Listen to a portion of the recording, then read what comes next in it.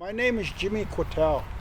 I was born and raised here in Campbell River in 1949, and I lived here with my brothers and sisters uh, throughout all of the time there.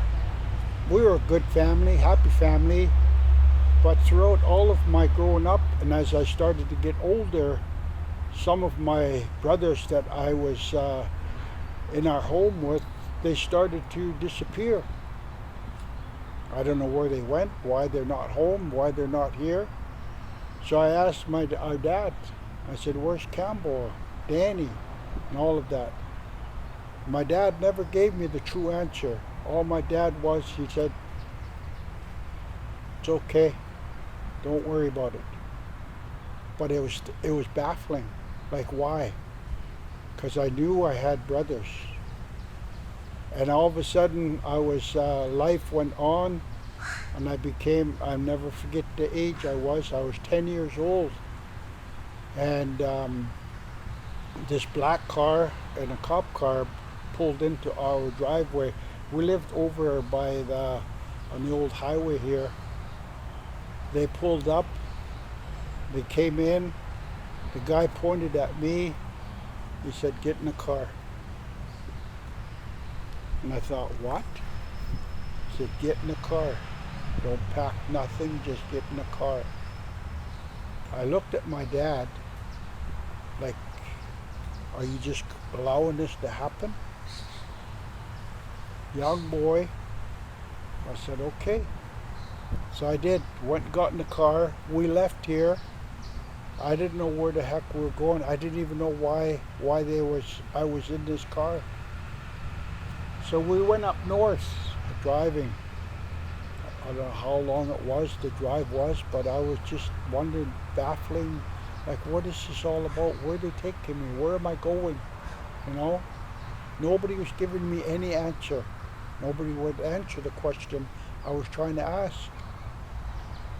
We got up to Kelsey Bay. I found out later all these places in that Kelsey Bay.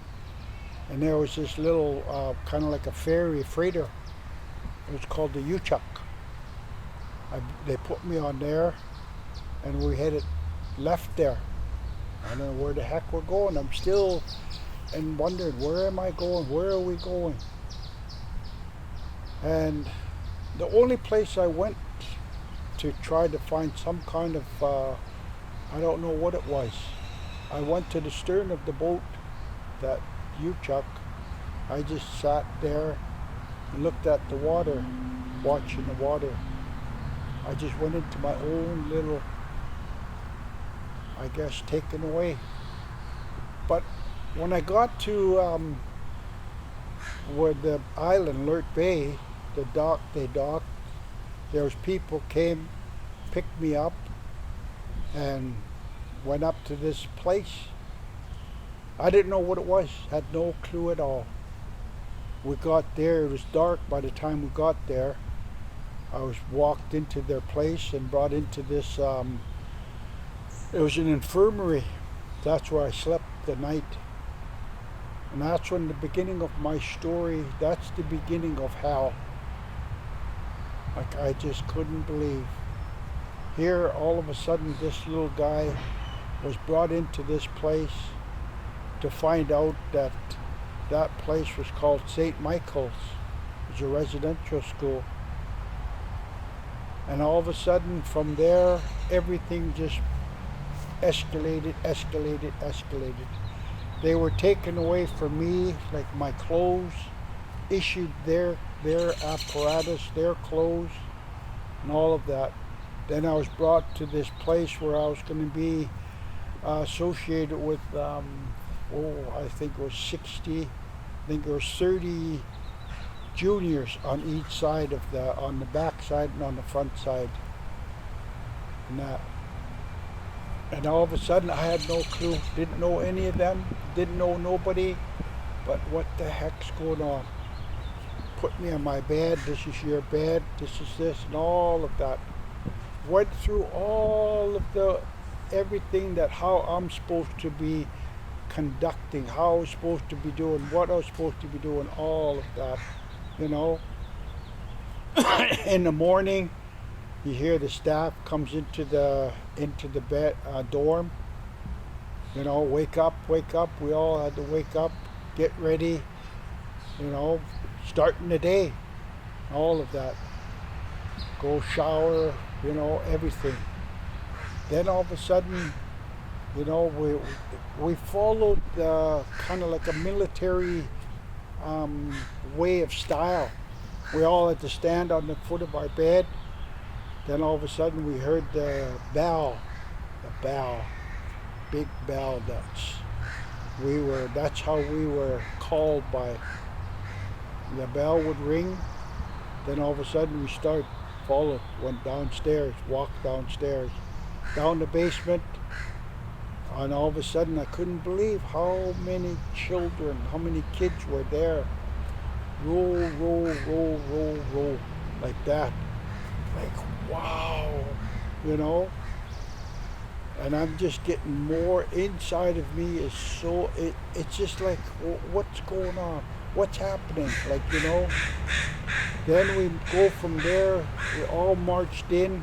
Oh, first off, I want to tell you about how I guess, I don't know if that part was supposed to be healthy for us. They have this little can, and a staff member comes, we open our mouth, and he goes, squirt, and squirts it into your mouth, and wow, oh, what an awful taste. It was cod liver oil. And I didn't like it. So I went to the bathroom they have downstairs, and I just spit it out. And I came back, got in line, and guess what? Staff member there, standing right there with his can. Not once, but two. And it's just like, wow. But the whole deals of that, I was 10 years old, I was there, and I was there, and there. All of the lifestyle, everything. Staff members, principal, ministers, everything. Everybody that was there trying to keep this little kid teach me what. I don't know what it was, you know. But the hardest part about my life there is that, you know, not knowing, not my parents, why did my parents not come get me? There's certain times of the year there, kids were allowed to go home, you know, Easter, Christmas, and summer, all of that. But they had to get picked up by their parents, you know, and some kids were going home and all of that, but not this kid. We had to stay there. And because of all of that happened, all those kids that went home, there was only a handful of us that was left behind. So they took us all, put us all in one dorm, you know, and all of that. And that's how we went. It was like 1 year went by, 2 years went by. I think in the third year we did come home. It wasn't our parents that picked us up.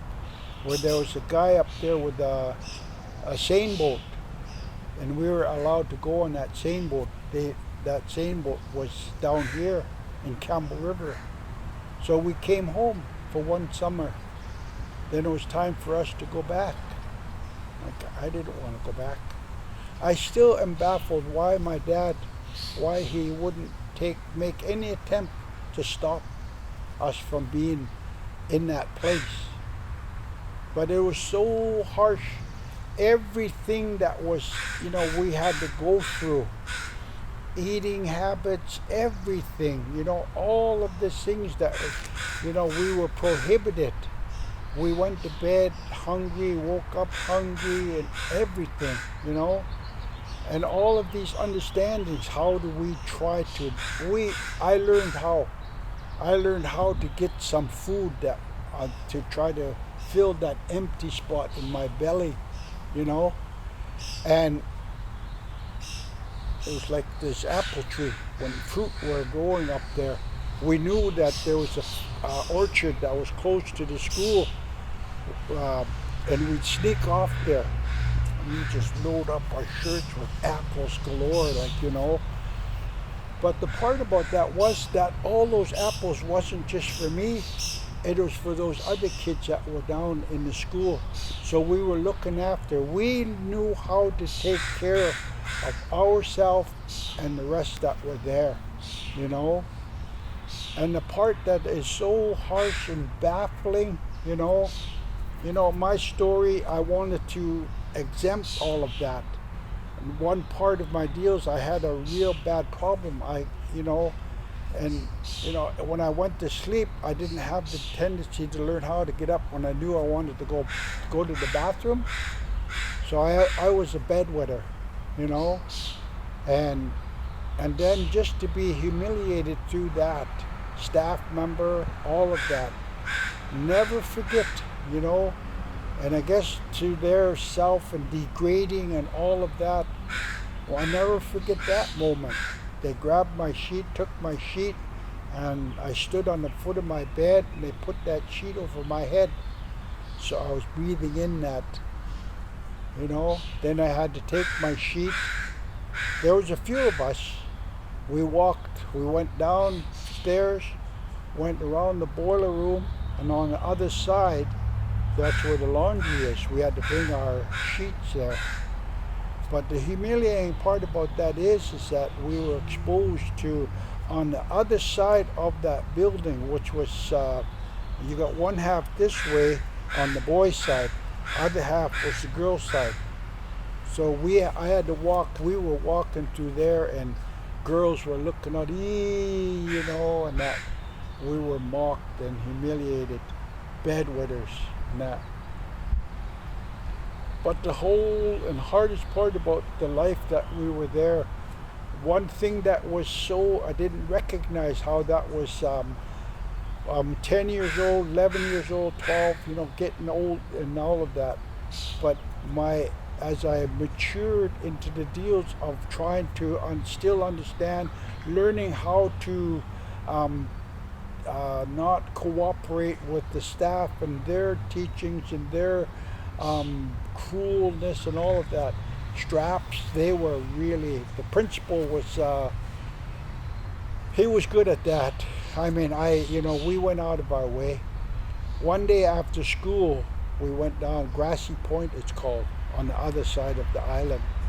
We all went down there right after school. We didn't go back to the residential. We went down. We went down there, and beautiful beach down in Grassy Point. Oh my gosh. It was like we were in some kind of different island, which I think we all took ourselves. So we all took our clothes off, went swimming and everything. And nobody has a watch, but we kind of thought, wow. We started to head back. There was a trail that came through from others on that island. And we're heading back to the St. Mike's. Okay, you remember what I said? We're conducted by the bell. So all the kids are outside playing. Then when you hear that bell, you all have to go line up to march into your dorm. And we're running through this trail trying to get back to before the bell rang. Oh my gosh, guess what? We heard the bell. We knew we were. And the only way we could get into the building, we had to try, and they were there waiting for us. Marched us all to the gym. We're all standing there. And I never forget my first strap I got. We were gonna get this one kid beside me, and he told me, never forget that. His name was Gideon Innes. He was from way up north, Nunavut. He was an Eskimo, and he was there. And he said to me, don't just look at him. Look him straight in the eye and don't do nothing. Really? Now the principal worked his way down. Put your hand out. Wow. Other hand. Oh, just came down like that with a leather strap. Holy man. I can just feel that heat and everything. But that young fella that told me, he said, don't. But it hurt. It was hurt. So for me, not to show any emotions, nothing. But I know one thing where I did was when we went to bed at night, I pulled my sheets over my head. You know, I allowed myself to weep because it hurt, man. It hurt. You know, everything to that, all the pain, all of that pain, I learned how to just don't show no pain. Don't show no signs of weakness. Don't. Like, you know, anything. Principal, teacher, minister, all of them, staff. Everything that went on and on. Don't show no pain. Don't show no pain. You know, we get punished for this, punished for that. You know, and I never forget the one thing that was so degrading was one of my staff members who said, "You're nothing but a dirty Indian." Never been talked that way before. Never heard that kind of deals towards who you are. You're nothing but a dirty Indian. Wow. And I never forget that. I didn't want to be a dirty Indian. And I never forget that. Here I am standing in our shower, and in the things we use to clean the showers and floors is called a brush. And you put, I don't know if it was back then, it was called Ajax, but it was white powder. You put it on there. And I remembered using that and just scrubbing my body. I didn't want to be a dirty Indian. You know, I'm trying to wash that off, But all those memories of being mocked of who you are, you know. But we learned to survive. We did. I did. I knew how to, with the other kids and everything. And the hardest part about being who we are in that environment, that building, St. Michael's, you know, in Alert Bay, St. Michael's there, and there's other community members who live there and all of that. The community members mocked who we are. We learned how we wouldn't put up with any of that. You know, even in the school that we are, the school wasn't just for the residential, so it was a mixture of the community members and that. So we took flack from them.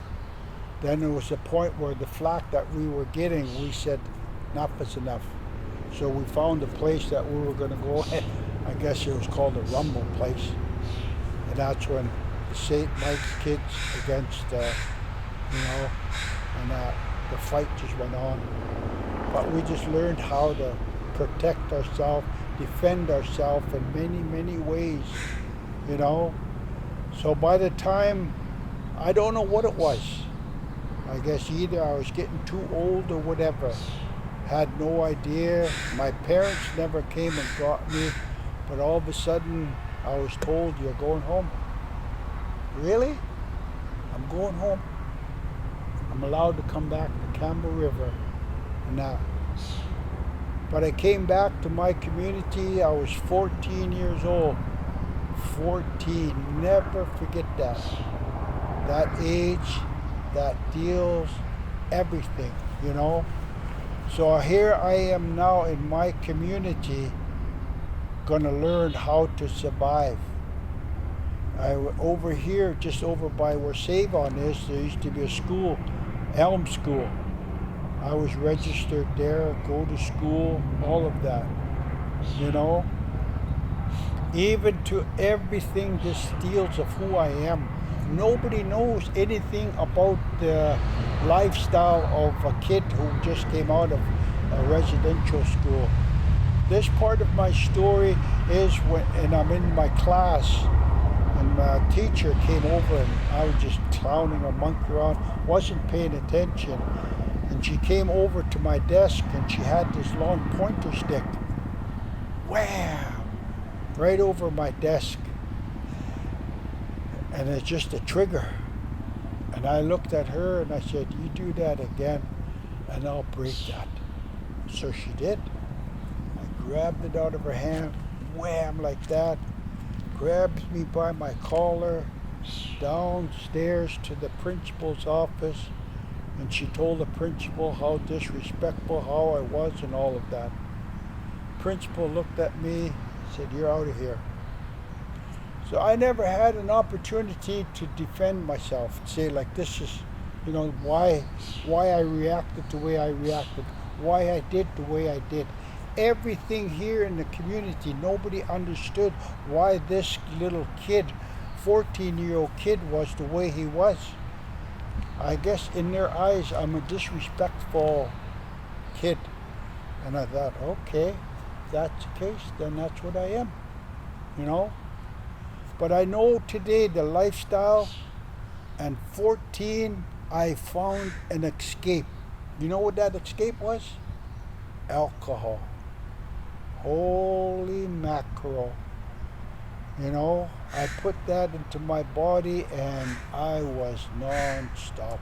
It took away all of that, So I became dependent on it. 14, how the heck do I get it? I didn't, my dad wasn't going to give me money to buy the booze. So I guess at that deal's how do I get it? Learn how to break into places, steal it, break the law. So under the deals of breaking the law, I got caught, in the court, out of court, all this, And my story is I gotta tell what happened to a little boy who was brainwashed into who I was and what I was. One time I put on probation, still, then back in again. He said, we can't keep doing this. So here I was sent to this juvenile place down in Nanaimo, Brandon Lake. Here I was incarcerated. So you know what that is, that incarceration? That's just like being in the residential school, under the governance of guards, everything there, So all of my pattern, the pattern of my life was just that. Just kept going and going and going, and that. So as I matured, got, everything in my lifestyle and that there. When I came back to my community, I was 10. I grew up with my friends here. I knew them. I came back, but it was different. They didn't want nothing to do with me. It was like I couldn't figure it out. I was still the same boy that was here. I come from here. This is my community. And again, it seemed like I was blackballed, And I thought by then, anyway, I have that attitude. I don't give two hoots. Like, you guys can do what you want and that there. But the whole part about my survival here was that I wasn't going to put up, and that part I knew in my heart, I would not put up with nothing from nobody, Even my parents. My dad tried to discipline me when I was, and I said, like, who the hell do you think you are? Where were you when I needed you? Now you want to be a father? Everything was gone now. Everything, My dad at that point said, you think you're big enough, old enough, boy? He said, there's the door. Don't let it hit you on your way out, So my lifestyle, I grew up quick, from a teen to an adult, And I went, from there as I progressed and all of that. A lot of, pretty much of 14 to 19, 19. Never forget my last bit. I was down in Haney Correctional, And I knew if I came back home, I did come home once. The cons there said, when they said, we'll see you next sock change. Yeah, right. Got home, and I was still under the deals of probation. Wasn't supposed to be here, wasn't supposed to be doing that, wasn't supposed to be. you know. Walking down the street, I was under the influence. Cop car pulled up, get in, down to the station, right back to the joint, you know. That con that said that to me, pointing at me as I was walking in on the fish line. Told you, you know. But I said, like, going on to 19 years old, I figured, no, I can't do this. I can't do this anymore. I gotta find a different way. Gotta find something, you know. But in my story, I never forget, Roderick Hake Brown told me, he said, you know, he said, every time you come in here, he said, you do these things when you're drinking. When you don't drink, he said, you're not doing those things, you know. I said, yeah. So he said in his last point, where you're going, he said, I'm not recommending, I'm putting it in there that you attend. Attend what? And there was a program called AA. What? You know? You calling me an alcoholic? You know? Like, wow, what a thing. But I guess under the deals, not knowing, that's what I really became dependent on. You know? 19 years old. But I realized, you know, I had to try and do something different. And that's when I said, okay. I tried the geographical move. I wasn't coming back to Campbell River where I was going to be hanging out with my old buddies. I found out I can stay in a halfway house in Vancouver. This person took in cons. But guess what? Everything started to fall back, even in Vancouver, you know. And I found out, and on the rude awakening of being under and who I am, I'll never forget that. I woke up one morning, forget where that park was, and that's where I passed out. Woke up next morning, like, wow, you know, just to have that kind of a thought. Maybe I am. You know, there's something wrong with this picture, something wrong with this. So I thought, okay. And I didn't give, when I came back, I found this deal. It was here, active in here in our community. But I kept drinking, you know. Throughout all of that deals, and I was, at one point, I wish I was doing this just to myself, but I got into a relationship. In that relationship, I have children, you know, and that. And my two oldest kids seen us, myself and the wife, we were drinking. The youngest one, never. Why? Because we decided to do something. I did, she did. We both decided we were going to quit, you know. We did, I did, and that. Through quitting and dealing with all of that crap, the last thing I ever wanted to deal was St. Mike's. I would never touch that, never go there, you know. I never forget one day out for a walk with I and the wife, and we're talking. She asked me a question. She said, what did they do to you there? I said, where? The residential school. Holy mackerel, I cut her off. Don't go there. Don't go there. The rest of our walk was in silence. I would never talk about it. Never. You know? And but throughout moving on, everything and all of that, and I stayed in AA, I quit drinking, all of that. But there's a part of my story I never dealt with, part of my story, and that one. And I didn't want to.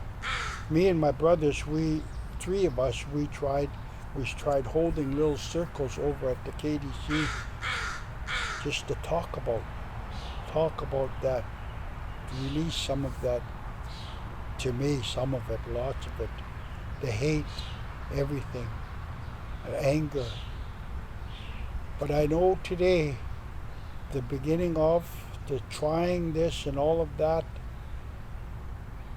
and I am Liquidok. I come from this community under a heading, and that's being Aboriginal. I didn't ever want that to be recognized. That's a part of my story I was ashamed of, you know. But I am who I am. I started to, functions not wholeheartedly participating in. 1992, they were building this Bella Bella, was called the Kotel pull, calling all nations to head up there in your canoe. Really? So where I worked at the net loft, I run this big forklift. I took this big, humongous log out of the water. Big. Oh, hooked onto it, brought it out, set it on the ground, and I asked them what they're going to do. And they said they're going to carve a canoe. Yeah, right. So you can imagine my action towards something culture. Yeah, right. I couldn't see that log as a canoe, But yeah, that all of our community members were getting geared to head up for that pole. And a lot of them were going out practicing. The canoe was getting built over by the carving shed. But I was curious, really kept being drawn to it. Every stage of what they're doing, it was shaped. I thought, wow, from a log to that. Then they were setting up plastic over it, and they were going to steam it. I said, what? So they said, when you steam it, that cedar opens up wider.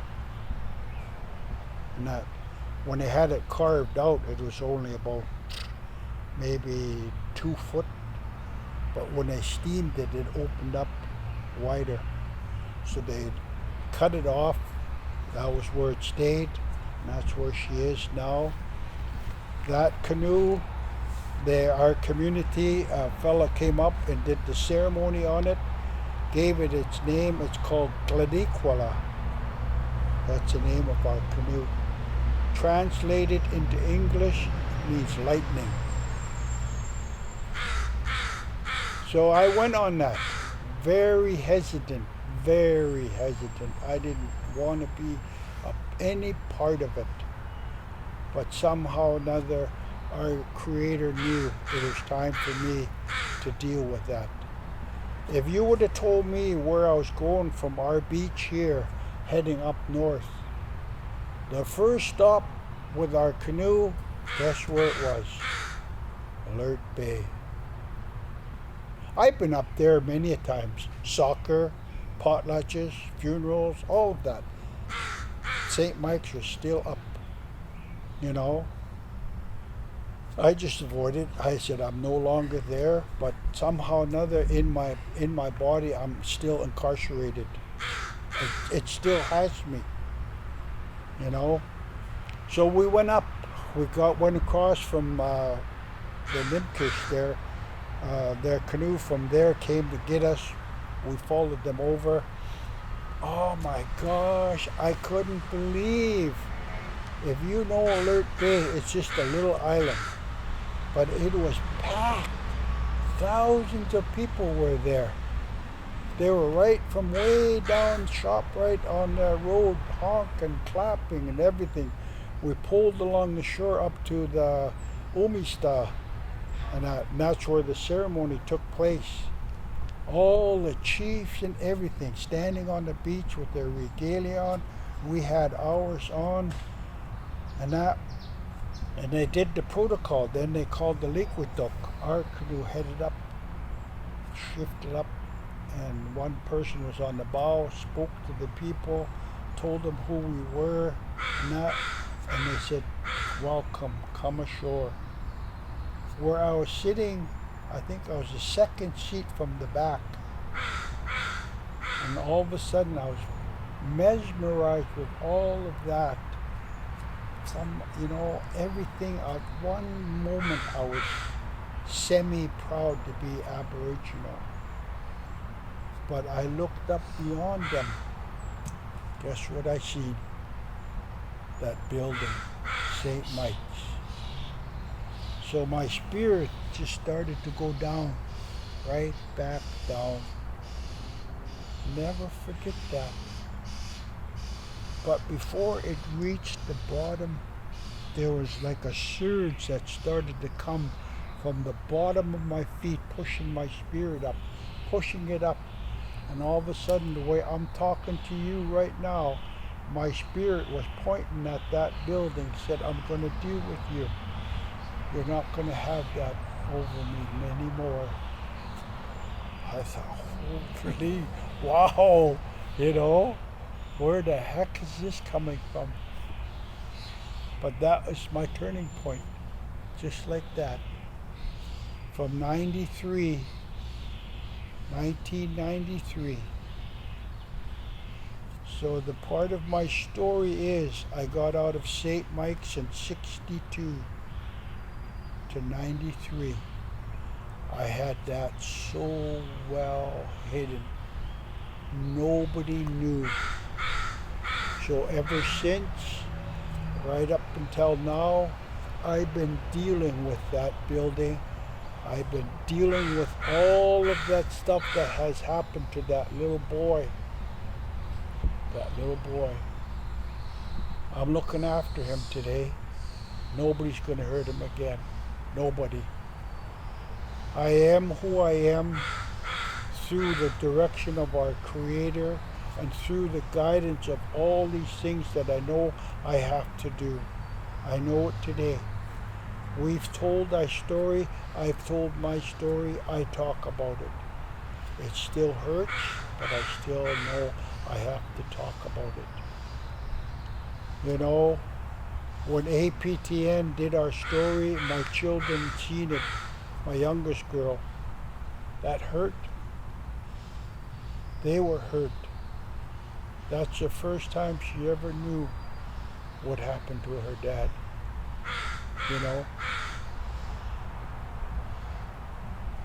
But I know today I have to.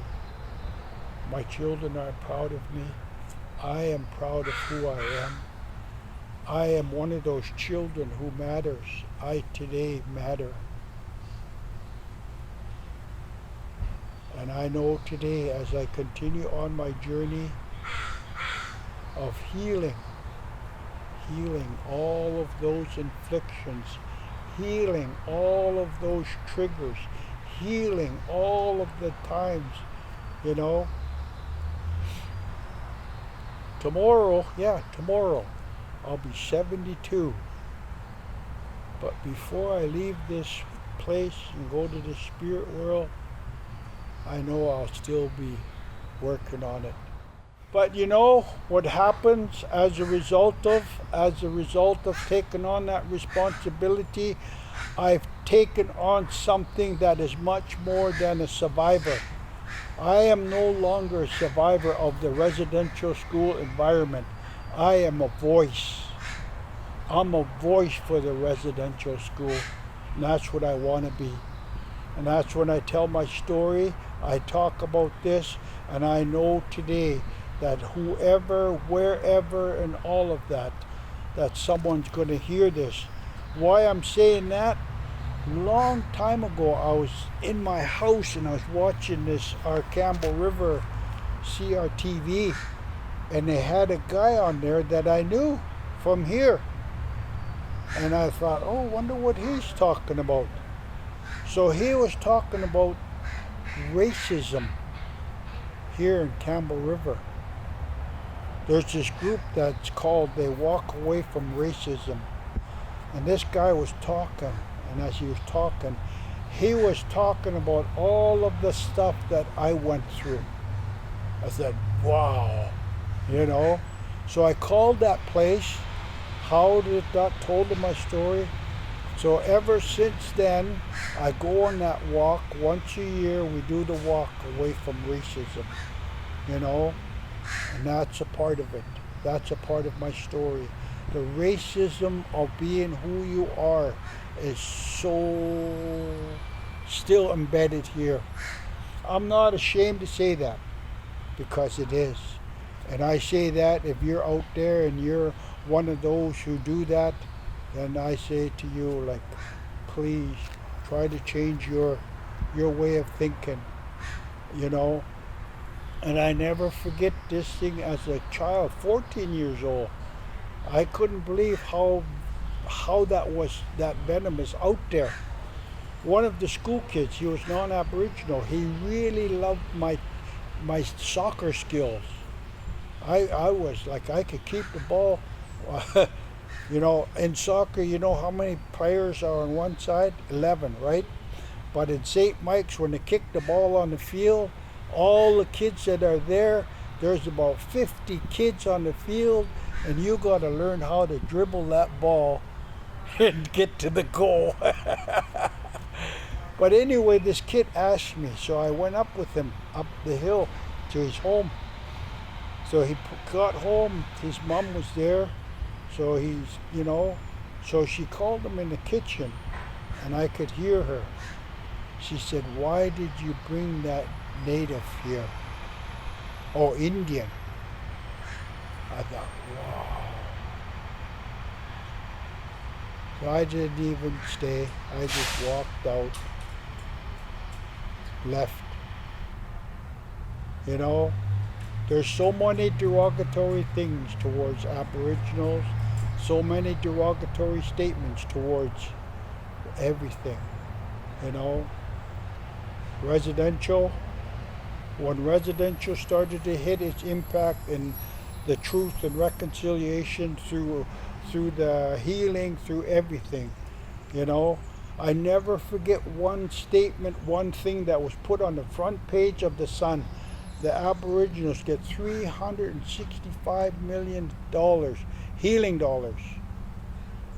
I thought, wow. And I know what's going to happen. I advocate. Remember I said I'm a voice. I went talked to our mirror, talked to the guy, talked specifically about that statement. How people out there are going to see, all you're going to see is that big figure, $365 million allocated for healing.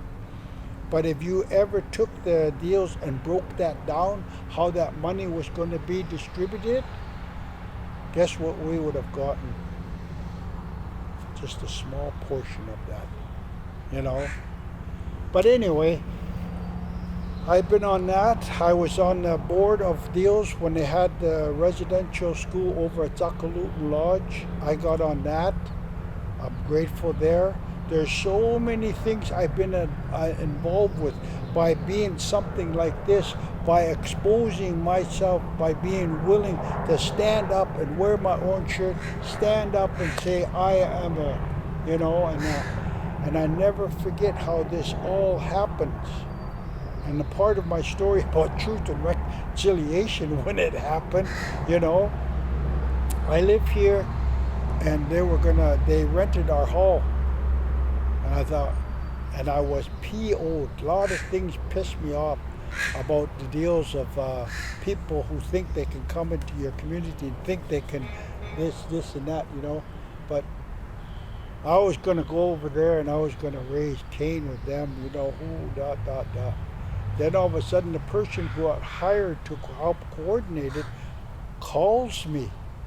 And I said, yeah, we're just wondering if you're willing to assist Marie Wilson to when they were doing this truth and reconciliation here. And I thought, I was ready to say no, but I did. It was one of the most powerful things that ever happened here. Well, for them, for me, and all of that. The days that we did there, I think 2 days over there taking stories.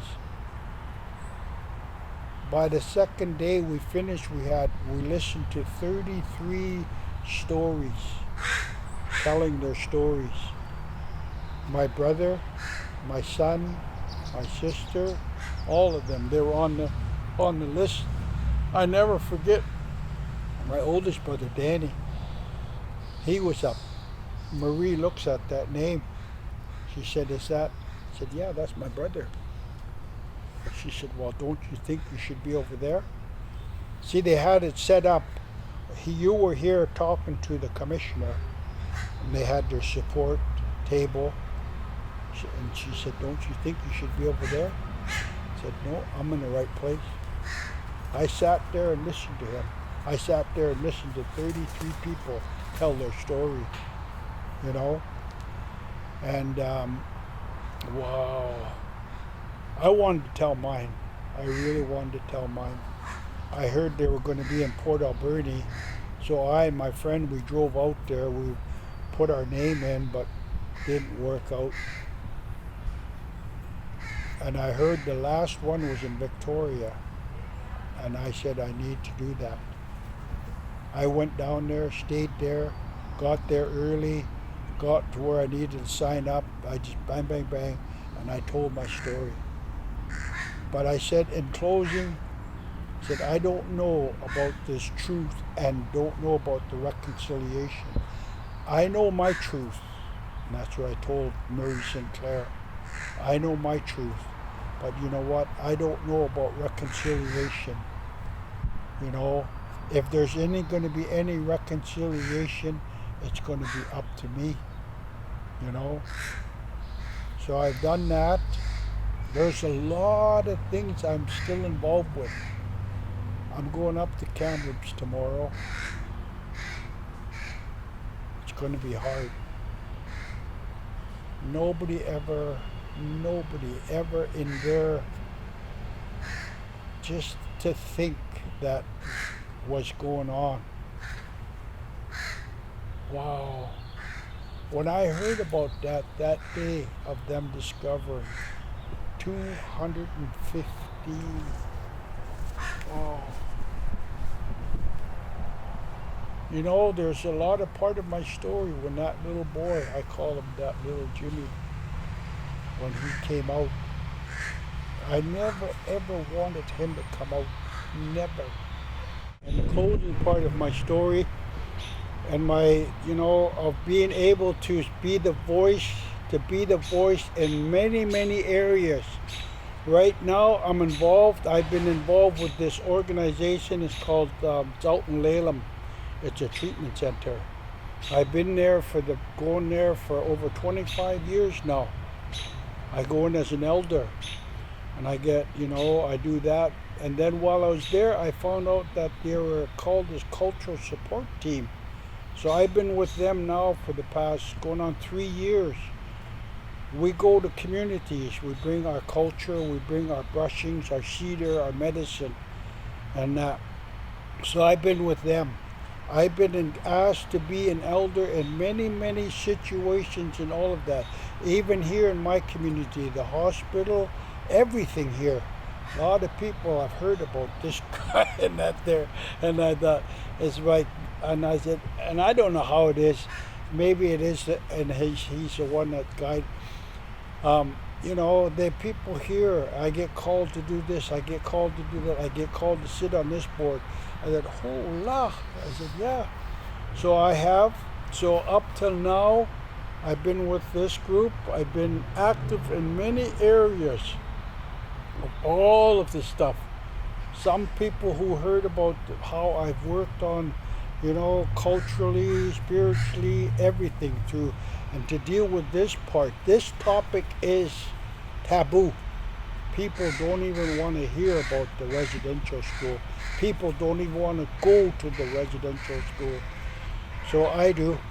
Took me a long time, but I'm dealing with it, and I'm going to deal with it. Like I said, I'll be dealing with it until I leave this, go to the spirit world. But I know today how much I have a passion. I have a passion for that.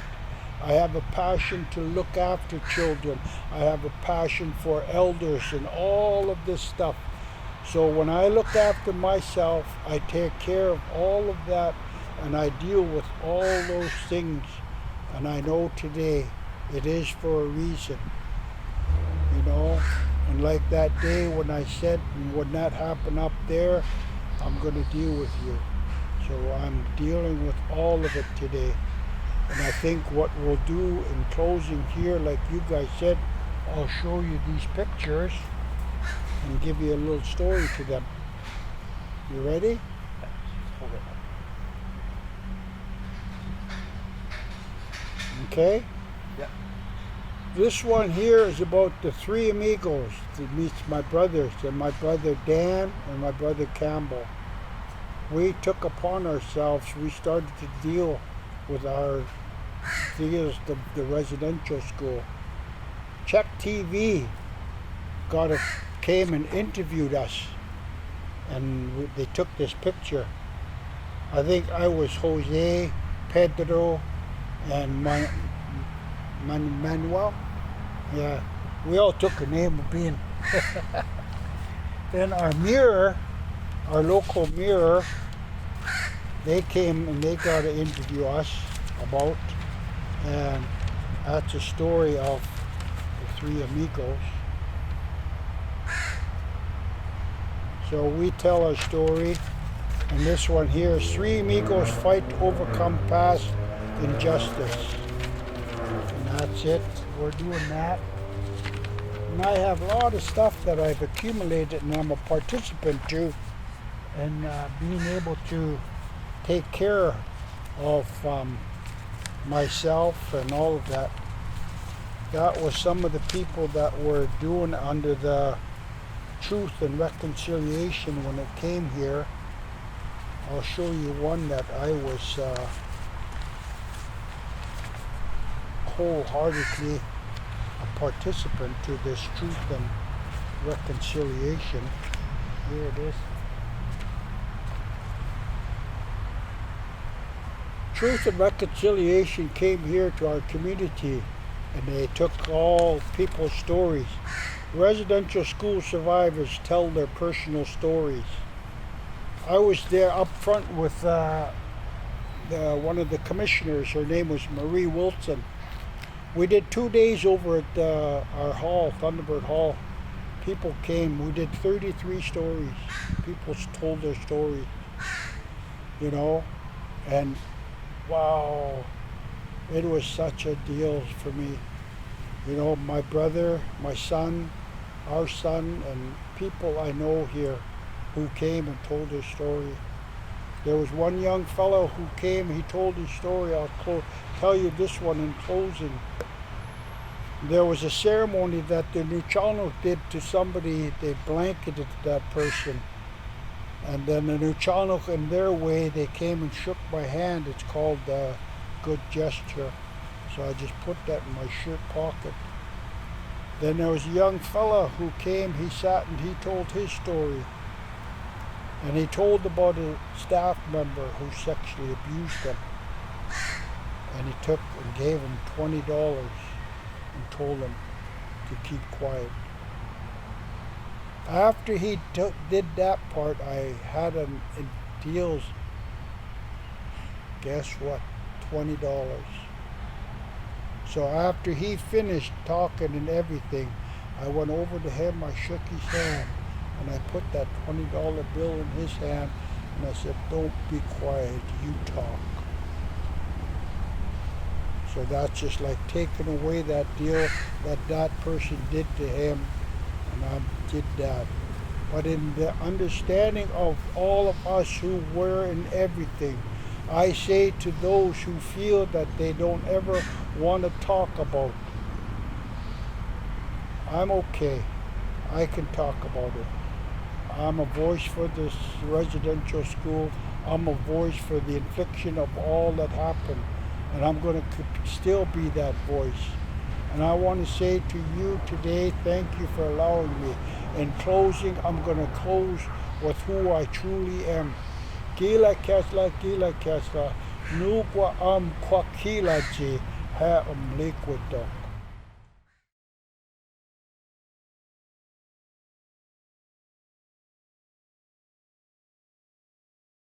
Gila Kesla. Nukwa Kwagotala. Nukwa Chris Roberts. I'm the elected chief counselor of the Weewakam Nation, and I'm happy to be given the opportunity to address you today on this platform. I've been thinking over the past couple weeks since receiving the invitation on what to say, because there is so much to talk about. But I'll begin with acknowledging and thanking those that have made this possible, those that have acknowledged what it would mean for Indigenous people to continue to celebrate an event like Canada Day in the same way we used to, in the face of so much undeniable truth of our dark history as a country. And so it takes, I think that in itself speaks to some hope for the future. I can't find the right word really. Maybe it'll come to me in a bit. But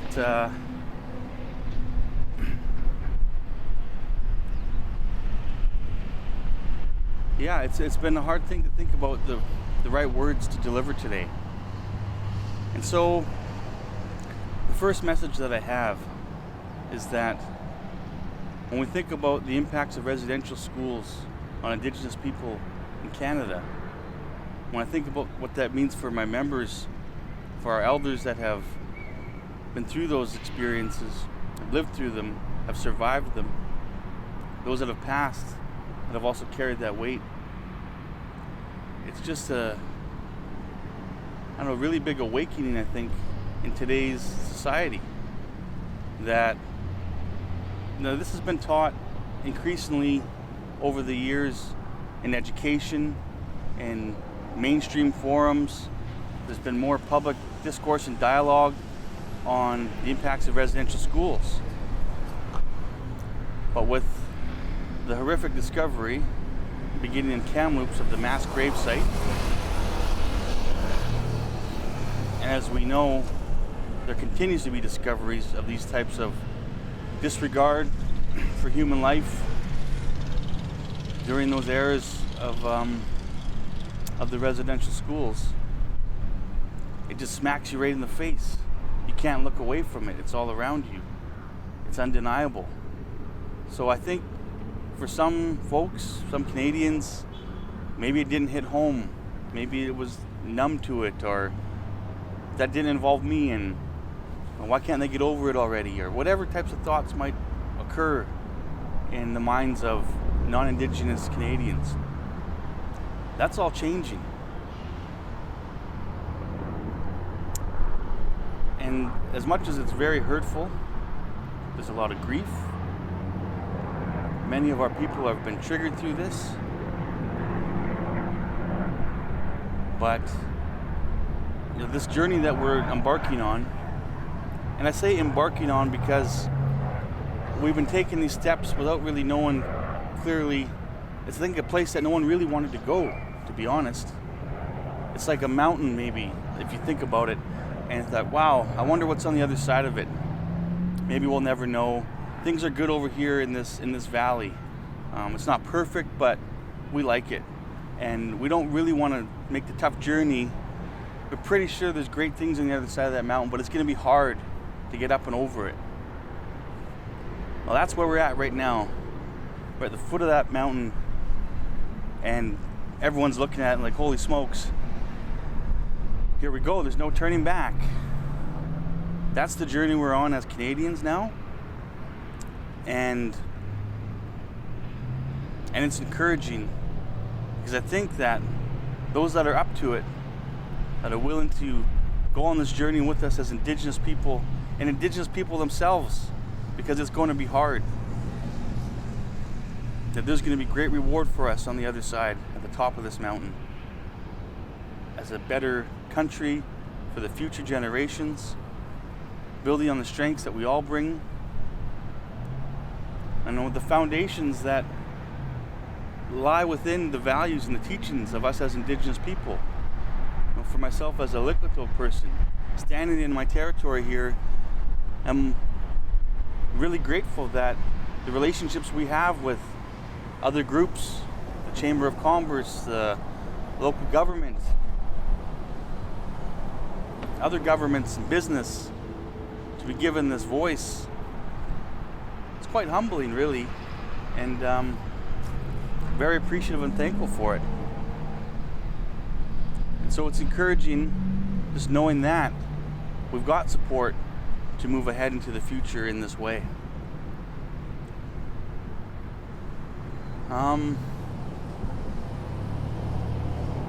Before moving on to other topics, and my message, I think, to all citizens of this country, to citizens of our territory, of the Likwito people in the city of Campbell River in the region, is with this undeniable truth that surrounds us, don't shy away from it. Face it head on. Ask yourself tough questions. Don't hesitate to reach out to your local First Nations and Indigenous friends.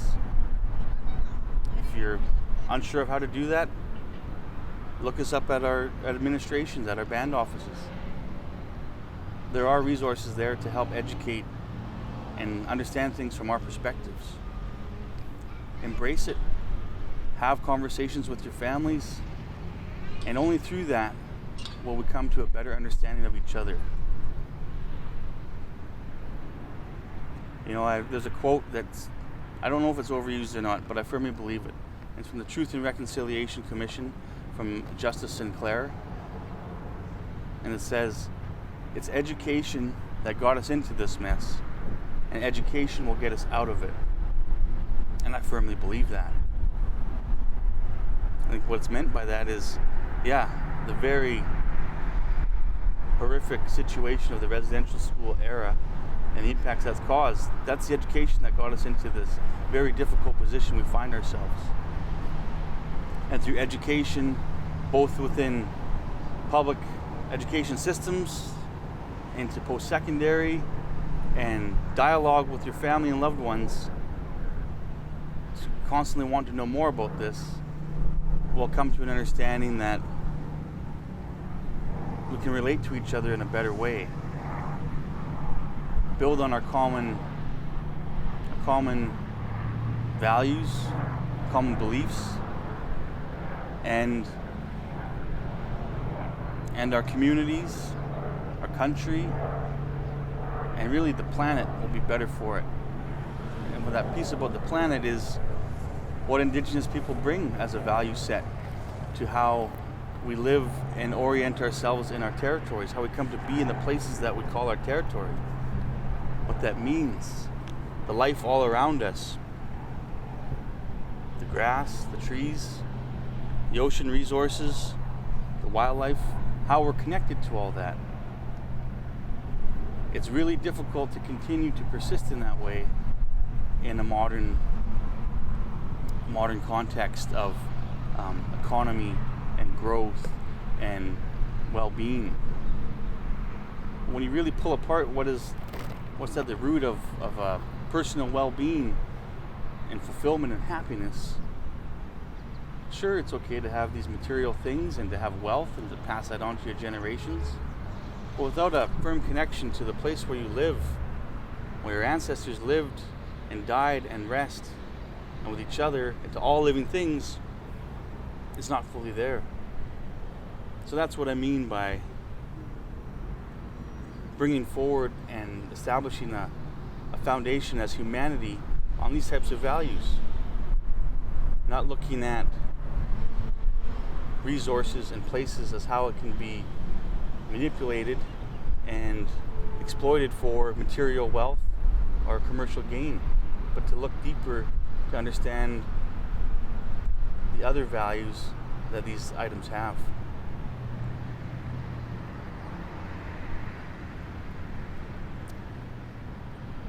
Going back to a comment I made about education, it's so important. I've had my own experience, and to be truthful, it's been quite positive.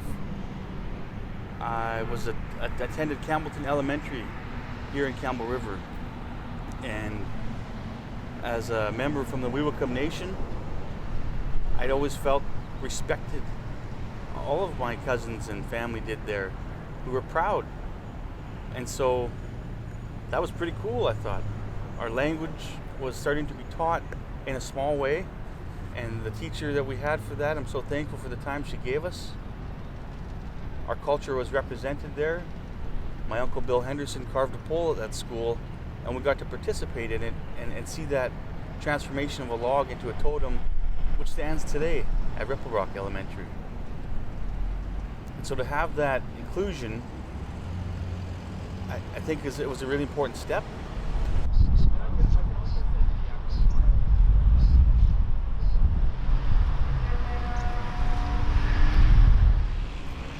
So I'm standing here before you in front of the Quanwatsi, our Gyuksi, the House of Thunder.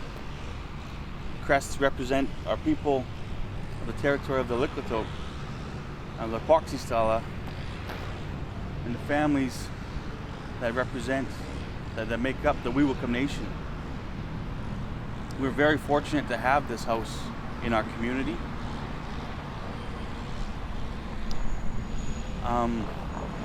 Before, we used to practice our celebrations in the Thunderbird Hall, but very important cultural ceremonies and events take place in here. It's who we are. It's where all types of important life events and business take place. Naming of children, acknowledgement of the passing of loved ones, marriages, adoptions, you name it. And that persistence of our strong cultural practices is so key to who we are. It connects us to each other. It connects us to our territories. It connects us to the spirit world, and keeps us centered and whole, in touch with what it means to be a Weewakam, or a Likwado person. How we're connected among the Kwakwakiwak. Our relationships to the south, to the Salish tribes, and the history we had of how those interactions took place. And so I thought it important to come and acknowledge that, because right now the doors are closed. We've been through a very difficult time as a community, as a greater community of Campbell River, and again, as the whole planet and the world going through this COVID pandemic. I think there's light at the end of the tunnel. I might have said that the last time I was interviewed on Canada Day celebration, but with the way things are going, there's really some optimism that we'll be able to get back to these opening of these doors and performing our cultural practices to help with our healing of our spirits. The other piece that's, I think this town of Campbell River, city of Campbell River, is fortunate to have this house here as well, because we've had these doors open to the public. We've had these doors open to non-members and non-Indigenous people to share our culture, to create a window into how we live, how we are connected, and what it means to be Likwado. And I think as we continue to do that, then that understanding I was talking about earlier will continue to grow.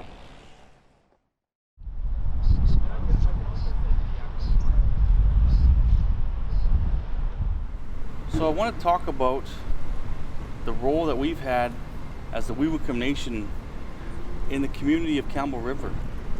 It was built up all around us. This was our village just down at what is called the Tai Spit, known to us as Kamatu, a place where my ancestors lived for generations. And clearly the resources and the bounty of this land were too much to resist for the settlers that came here.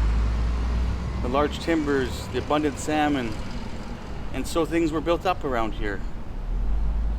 And it was very difficult for my people. Our vast territories shrunken down into small reserves. told you have to live on those reserves. They're good enough for you. There are these principles that I learned in university, ironically.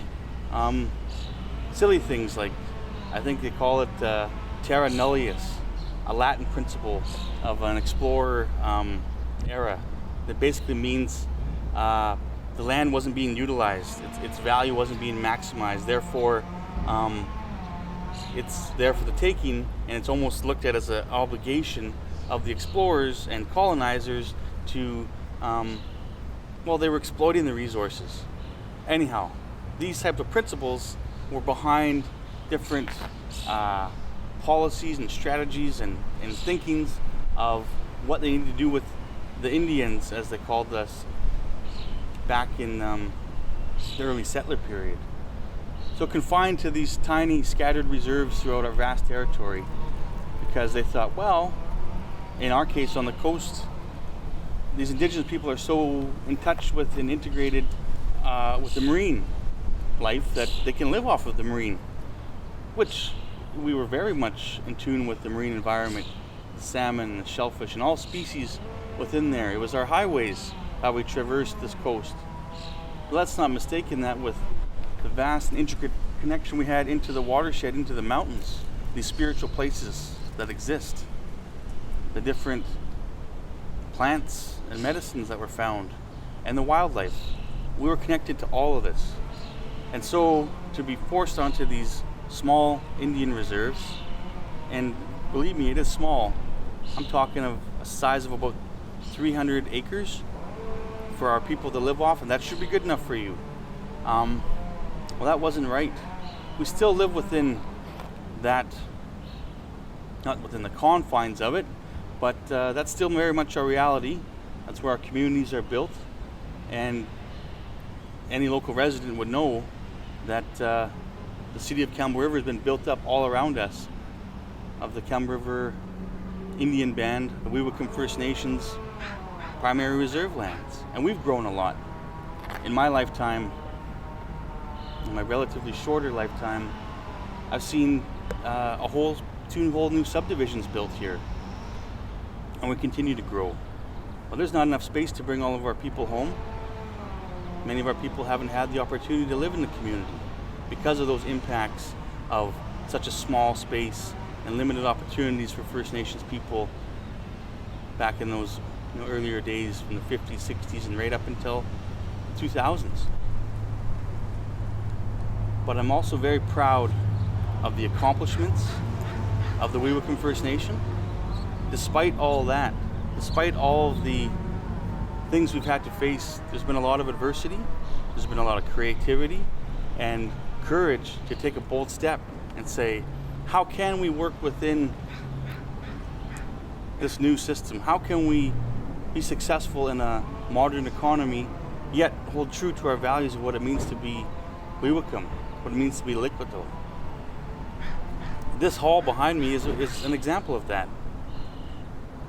A vision by my great-grandfather, William Roberts, as a former chief of the Weewakam Nation. And this hall has supported many gatherings of our people, of other nations. It supported a space for youth to come and play. And we look forward to opening these doors up once we come out of this COVID situation and can be together. There's been some amazing stuff where relationships are built. I can remember as a young teenager organized events where we'd play floor hockey against the local RCMP detachment members. And those were some hardcore games. I was a little bit young to fully get in there and rub elbows, but it was all about respect, and the relationships that were built, I think, helped how our communities are policed and how we can build trust, because that's been not a good situation either for Indigenous people, or for people of color for that matter. My brain is filled with so many things to say, because,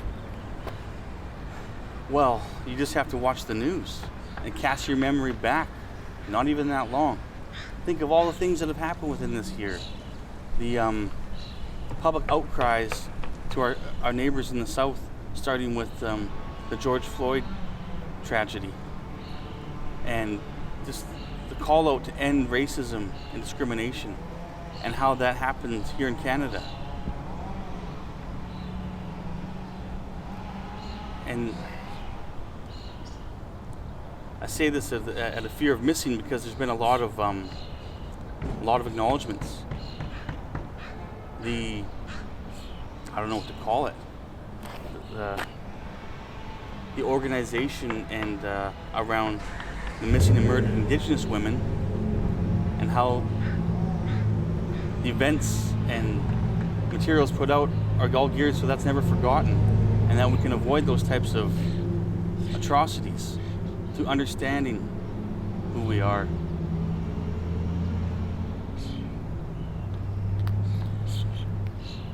Like I said, my brain is filled with so many different directions I can take this. I lost my train of thought a little bit, and I wanted to go back to acknowledging the courage of the leaders before me and of our members to follow those pathways, to help make Campbell River what it is today. And those are through major strategic investments, like the establishment of the Discovery Harbour Shopping Centre, the building of the Discovery Harbour Marina, conversion of our very scarce reserve lands that I talked about, to have the courage to sacrifice some of those for an economic gain, mind you, but that's for a vision into the future. Without sovereign wealth and our own independent income, we can't truly be self-determining people. And our previous leaders knew that, and this is why they made those decisions. They come with their consequences, trade-offs, opportunity costs, whatever you want to call it. But they took a leap of faith that we would get to a better time. And that's true. We are able to now purchase our territory and our lands back. That's not right, but we're in a position to do it. And we can convert those lands into a reserve community for residential areas for our people into the future, to bring all of our people home again. So it was just really important for me to acknowledge the contribution that the Weewickum First Nation has made, the Weewit Nation has made to this community, and support its success economically, and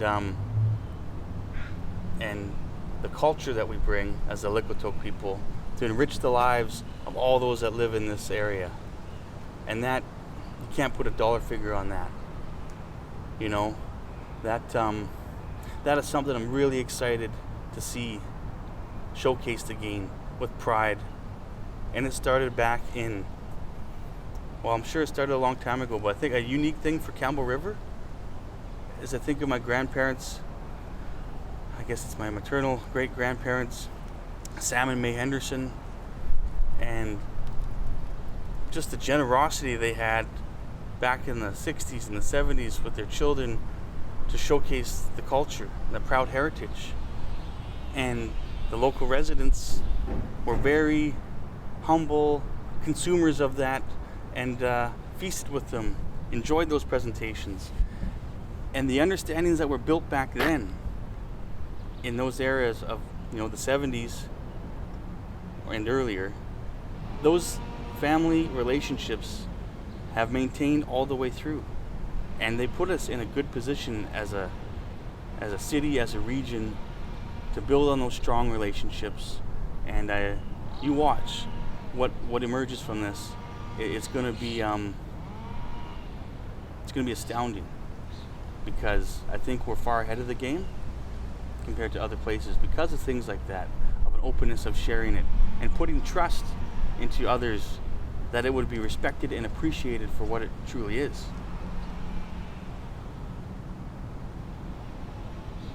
And my excitement around when this is showcased again and we're sharing who we are, I can see in my head a vision of our Ginkananum out there dancing, smiles on their faces, looking very proud of who they are, because they know where they belong and they know where they come from, and they're proud to show it to the world. The shirt I'm wearing every child matters, really think about those words. And we are fortunate to have programs in our community, a preschool with a language immersion, and right there behind the big house, it's a strong presence of their upbringing. So we're fortunate to have that. An elder told me once that as we get older, we can't forget the lessons that we learn from children, just on how they behave and how they interact, their innocence and their, I don't know what you call it, but if you observe them, us as old people can relearn some things that we forget sometimes. We get caught up in this busy world, in the rat race of need to find a job, need to get an education. Kind of said that out of sequence, but life is busy and it throws all types of things at you. And you get caught up in it, you don't take a moment to pause and enjoy the small moments, then those are the types of things that children can teach us. So we must never forget to be with them and to be open to learning from them as well. And when I talk about children in this way, it's really kind of unimaginable how it would feel for parents and caretakers and loved ones and, all of the adults in a village to essentially wake up one day and all your children are gone.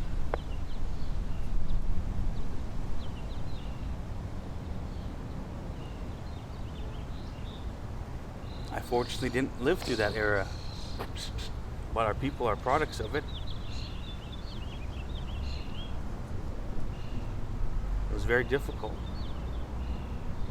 I've been told the stories and it gets me emotional every time.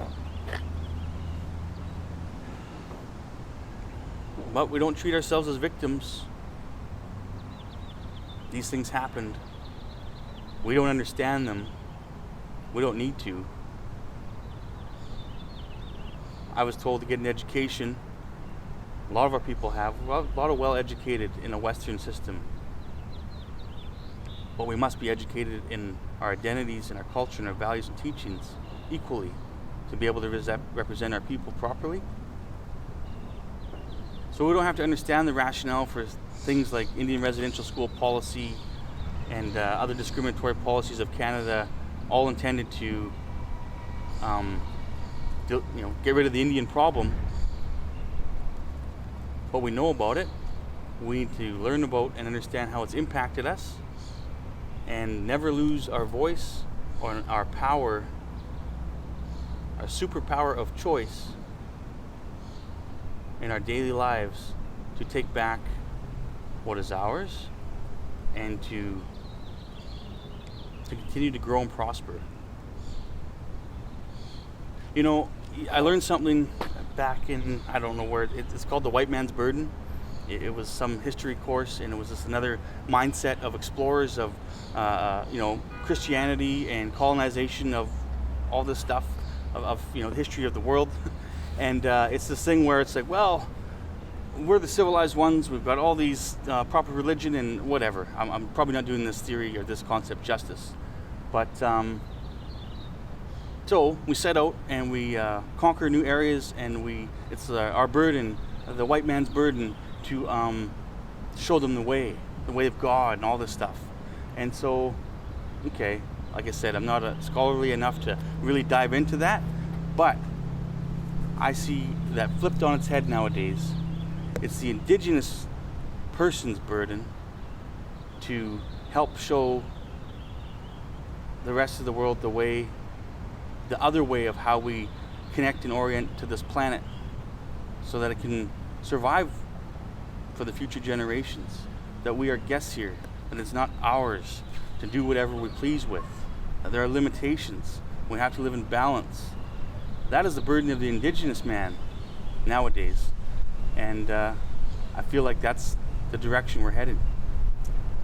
So thank you very much for this opportunity to hear my voice as an elected leader of the Weewakam Nation, share some of my thoughts.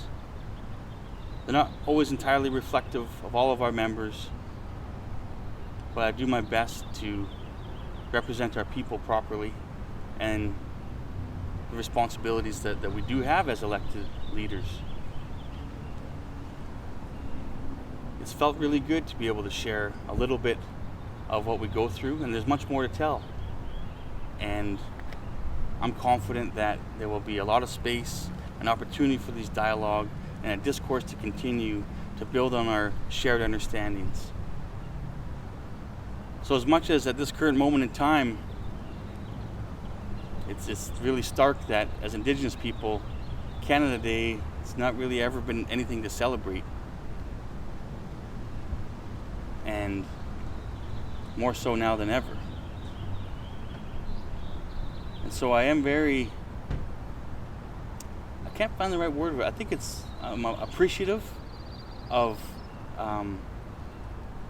local governments and agencies and stakeholders to acknowledge that, because it's not going to be without backlash from Canadians and other citizens. The idea of the canceling of a national holiday, which is meant to celebrate, our collective history as Canadians, and to be proud. As Canadians, we are very proud, and there are a lot to be proud about. However, there's also a lot of history that hasn't been fully told, and is starting to be. So, yeah, that took courage for governments and organizers of Canada Day celebrations to, as I say, quote unquote, cancel them, to substitute those usual celebrations with giving Indigenous people a platform to tell our story. But it was the right thing to do. And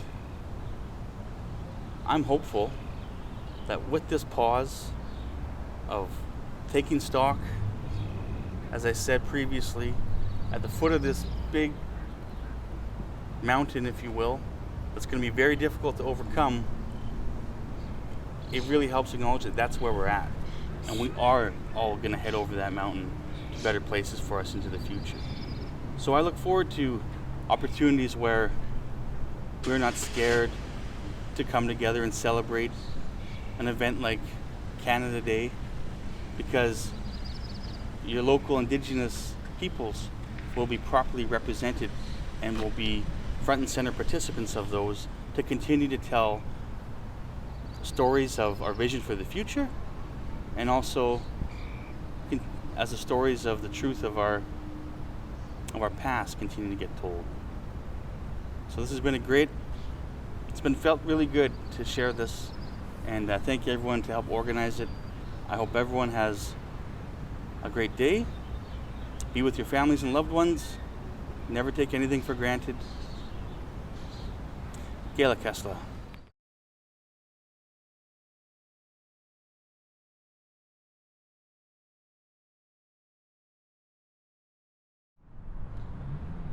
Hello everyone. I'm a survivor from the residential schools in Seashelt and Mission, and my great-grandfather was the first one from our community to go to residential school in 1875. So the residential schools amongst my people has been many generations, and through all those generations is so much trauma that came upon my community because of the residential schools, because of the physical abuse, the sexual abuse, emotional abuse, and I think the fact that Canada wanted to kill the Indian and the child, and then until recently that was only going to be cultural genocide. But I think after Kamloops discovered the 215 children, it has become genocide. Now you're finding graves, and it's still counting, over 500. And so that's pretty hard to take. A country that prides itself on all this moral high ground for human rights, It's got this dark history that it's tried to hide, and it's hard to see where my people are nowadays, to see the suffering that goes on, because it's the multiple generations of traumas that's come upon my people. It's Canada is still underfunds our healing, and the only way we're going to deal with the intergenerational trauma is to deal with the trauma. I think alcohol and drug treatment centers are not really doing the job, because the trauma is the bigger underlying issue. When we send people off to alcohol and drug counseling or treatment, and they come back home and they're back doing drugs or drinking again within a few days, it's really been a big disappointment, because I think the healing of our communities from the impacts of residential schools falls upon the leadership. As chief of my community, it's really frustrating to be constantly underfunded in that healing. So that's why I decided to create the radio station, The Raven. It belongs to a group called Hope Cultural Enhancement Society, and the purpose of that is to overcome the impacts of residential school. And through our youth, elders, culture, and healing, we're working on trying to heal our people. And the government of Canada, for all its nice words, has never really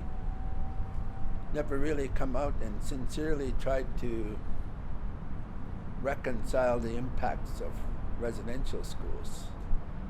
You take a look at all the homeless people in the downtown area that are considered trouble. Those are multi-generational impacts of residential schools. And it's sad to watch how they're treated. I have a hard time watching our young people commit suicide from the multi-generational impacts of residential school. I have a hard time watching our young people drift into alcohol and drugs because of the impacts of multi-generational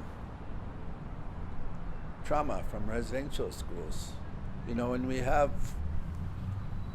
in my community, they used to empty the community of children. So there was a silence in the community when the children were gone. And so the people that were their parents for generation upon generation didn't learn how to parent. People that came out of residential school didn't know how to parent. So now you got a system that apprehends kids that have parents that don't know how to parent. It's just compounding the impacts of residential school. So it's a system in Canada that's been oppressive to our people. One of the things I find as a leader, as a chief in my community, is the economic marginalization. We tried to build ourselves up an economy, and it's been very, very difficult to deal with Canada and BC on that. We have timber resources in our territory, and those are all going to, the stumpage from that goes to the province. The province gets to run its schools, roads, hospitals, and other infrastructure off the resources of the timber in my territory. Yet we get none of that. They say we want to give you something. So they've given us 12,800 cubic meters of a renewable license called Bill 28. And when there's 1.2 million cubic meters taken out of my territory, well, that's nowhere near enough to close the economic gap, to improve the social conditions in my community. I attended in Seashelt in St. Mary's, and it was very difficult. And one of the friends that I went to school with, he was sexually abused in St. Mary's. I didn't know that. He never spoke about it. but he opted for assisted dying a couple of years ago, because when you go through that much trauma and you don't heal from it, your body breaks down. So his body broke down, so he opted for assisted dying, and it was hard to watch him go, and that was because of residential school. So it's not only those kids that are buried in the residential schools that have been impacted, it's the ones that came home later and never become elders. There's many that have died from health issues, because health issues are related to trauma. We don't have very many elders in our communities, and that's all from residential schools that tried to kill our culture and eventually kill us all, because we should be assimilated into Canada. They taught First Nations how to hate themselves, and some still do. You know, some don't have a lot of pride in their lives, and a lot of them live in shame because of the way they are. But that comes from the residential schools. Some are homeless down here because of residential schools. I'm sure they feel shame for that. So Canada has a lot of, you know, they gotta figure out how they're gonna claim that moral high ground. If they think that's what they are, because I don't think that's what Canada is. Not after you're gonna witness much more children buried at other residential schools.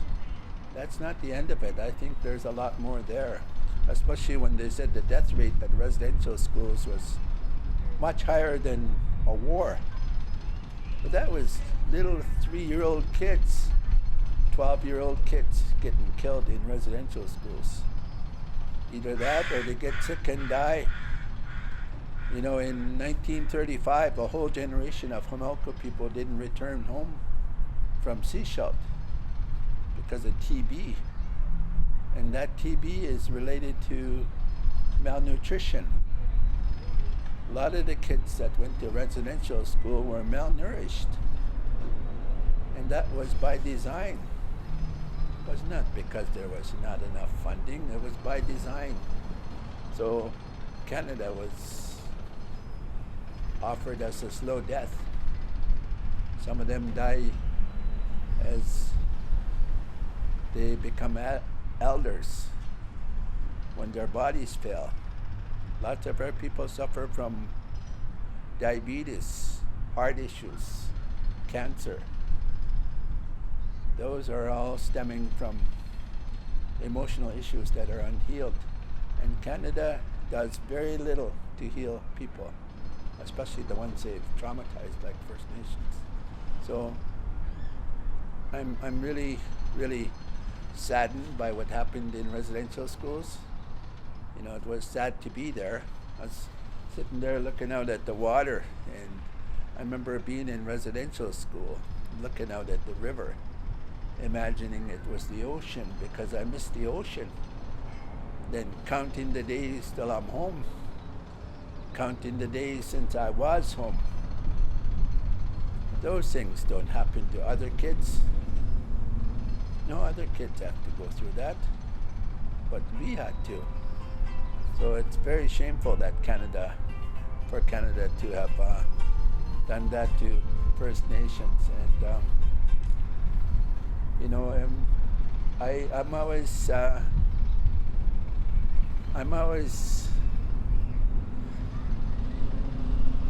It's sad to see. It's sad to see because Canada has done very little to change its ways. You know, Trudeau says we're the most important relationship, but done very little to change that. Done very little to change that. You know, the funding for our community is still stuck at 2%, and our healing needs so much more than that. We need to heal as a community. If we're going to become better, if we're going to overcome the impacts of residential school, we need to heal. And I think we're a long ways from that, considering our kids, our young people, suffered intergenerational trauma are committing suicide, getting into alcohol and drugs. We are nowhere near what we need to be. If it's a reconciliation, we're pretty far away from it. So thank you.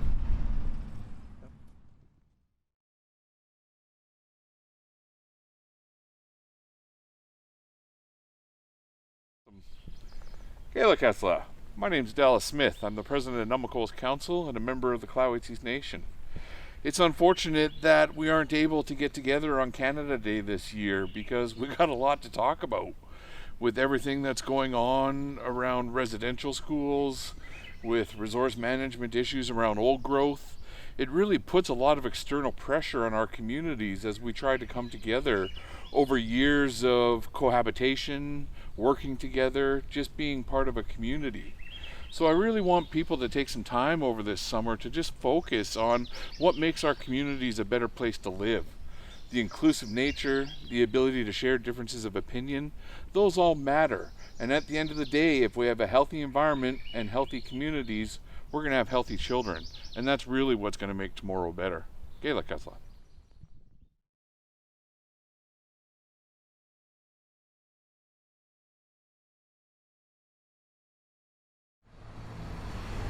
So this Canada Day, like the one last year, is going to be a little bit different. COVID is still here and we're still dealing with those impacts. But more importantly, just 2 weeks ago, 215 children were found buried right outside a residential school in Canada. What we saw in our office was a lot of people calling, a lot of non-Indigenous Canadians calling and saying things like, I didn't know that this was happening in our country. I remember one constituent in particular who said, I don't think there's any other schools in Canada that have unmarked graves outside. Right now, we're looking at numbers close to 600 that have been found over the last few weeks as Indigenous communities go out and get the resources that they need to find these horrendous finds. I will say this though, the Indigenous constituents that called me have been very clear. They were not surprised, but they were finally recognized for the history that they have experienced. My grandmother went to residential school in Lejac. I'm wearing purple today because it was her family color, and I'm wearing orange to remember all of those children. So this is our Canada. We have a country that we are trying to understand in a new way. So let's hope that we all come together, remember that reconciliation has to be at the core of every decision we make, and we have to remember that the children that were found leave a legacy that we all have to carry. So I hope that all of us recognize when we look at Canada Day this year that we are in a Canada. This is the history of our country, and it is all of our responsibility to do better. Thank you for thinking about that during this time.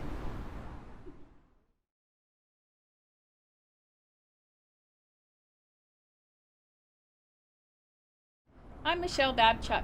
As a non-Indigenous person, I was horrified and heartbroken to learn about the 215 graves discovered at the Kamloops Residential School, and even more recently, the Kotel Residential School in Saskatchewan, where 751 more unmarked graves were discovered. Today, on what would normally be a day of celebration, we need to reflect on the horrible truths of our past and realize that people across this country have been awakened to issues that Indigenous communities have struggled with for decades. I was humbled to be included in a powerful event on the lawn of the legislature that honored all of the Indigenous children that never made it home from school. The outpouring of support and in response to the findings shows that people in the North Island, BC, and Canada want to really take on all the calls of action of the Truth and Reconciliation Commission. And as the MLA for North Island, I'm committed to gaining a greater understanding of these tragedies so I can respect each individual community in their time of healing and be prepared when they are ready and need our assistance. Reconciliation involves all of us, and we all must remain fully committed to doing this work together.